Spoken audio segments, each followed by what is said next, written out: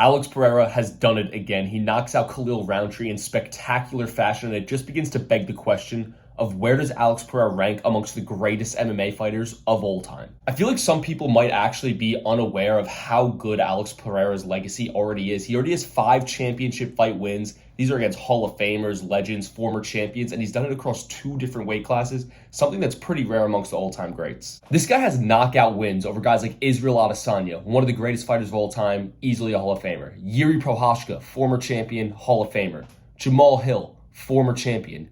Jan Blachowicz, he beat him by decision, but that's a former champion. Also knocked out Sean Strickland, former champion. The list just goes on and on. But it's not just the fact that he is beating all these all-time greats and the list of names he's racking up looks great on his resume. It is the fashion in which he is doing it. He is knocking out nearly everyone he fights, and the manner in which you win your championship fights matters a lot for your legacy. There's a huge difference between beating some guy in a controversial 48-47 split decision versus knocking someone out like Alex Pereira does almost every single time he goes out there. But we all know Alex Pereira is one of the greatest fighters we've ever seen, so let's get to the point. Where does he rank amongst the greatest of all time? And it may be higher than you think, because spoiler alert, he's already a top 10 fighter of all time, despite only having a couple fights in the UFC. Now we're going to go from top to bottom. First 2 guys we're going to get out of the way, Jon Jones, George St. Pierre. They are both definitively above Alex Pereira on the all-time GOAT list.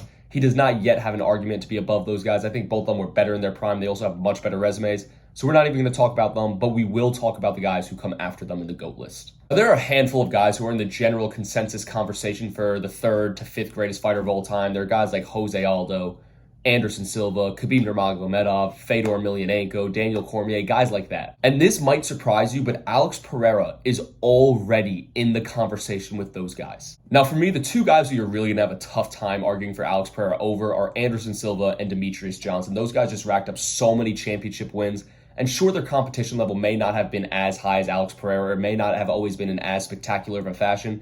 I think their resumes are just too deep for you to put Alex Pereira over them. However, when we get to guys like Khabib Nurmagomedov, Jose Aldo, Fedor Emelianenko, Daniel Cormier, Alexander Volkanovski, Max Holloway, Alex Pereira is in the midst of this conversation, and he has an argument to be over a bunch of those guys. But before we get into the debate of those guys versus Alex Pereira, let me just give you the list of some names that Alex Pereira is already definitively over, even if he retired today.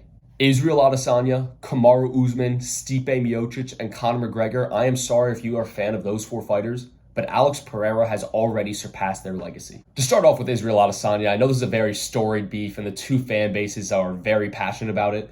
But you're kidding yourself if you don't admit to yourself that Alex Pereira has done everything Israel Adesanya has done, but better. They both tried to go up to 205. One guy lost the belt to Jan Blachowicz. The other guy beat Jan Blachowicz and then won the belt at 205 and defended it many times. They both squared off against each other 2 times. They went 1-1, so we'll call that a null. Doesn't mean much. Now, Israel Adesanya had 7 championship wins, where Alex Pereira, as of right now, only has 5. But we need to bring up the conversation again in which the manner that they happened. Alex Pereira is going out here and knocking out every single person he fights in championship fights, where Israel Adesanya, during his championship reign, was kind of a decision merchant. And we also need to bring up the fact that Israel Adesanya did it all at middleweight, where Alex Pereira did that as well. But then one guy moved up and was successful, the other guy moved up and was unsuccessful. Now, Kamaru Usman, I think you may have a better argument for, because he won in more dominant fashion during his championship reign. But he only has 1 more championship win than Alex Pereira right now. And once again, it comes down to the fact that Alex Pereira did it at multiple weight classes in more explosive fashion. I'm giving the nod to Alex Pereira over Kamaru Usman and Israel Adesanya. Now, Conor McGregor is an interesting one because he doesn't have nearly the legacy that anyone around him in the GOAT list has, but that's due to a multitude of factors of him taking big breaks and just not fighting enough. The thing that's carrying Conor McGregor for his GOAT talks is how good his peak was, but his longevity was just not there. So while sure, you can make the argument that Conor McGregor had a higher peak than Alex Pereira, which by the way, may not even be true, but the fact that Alex Pereira has done it for so many more championship fights, once again, you have to give the nod to Alex Poatan Pereira. So now that I've established my point that Alex Pereira is in that Alexander Volkanovski, Khabib Nurmagomedov, Jose Aldo, Fedor Emelianenko range, let's compare them. Now, easily the most unique case and the hardest one to actually debate is Khabib Nurmagomedov, because he retired at the peak of his powers. He never lost, but he also never really went out there and tested his abilities against the best in the world for years and years on end, like we've seen most of these other champions do. But with that being said, I've been making the point the whole time that the manner in which you win matters, and it's not all about just the amount of championship fight wins you have. And I'm going to hold that same argument for Khabib Nurmagomedov, and for that reason, I think Khabib Nurmagomedov is still above Alex Pereira on the GOAT list. I've never watched a fighter who was more dominant and who I was more confident of winning every single fight he went into than Khabib Nurmagomedov. I think his peak may be a top 3 or even top 1 peak of all time. For now, I still have him above Alex Pereira on the GOAT list. Now, where it gets really, really tough is when we're talking about Jose Aldo, Alexander Volkanovski, Daniel Cormier, and Fedor Emelianenko.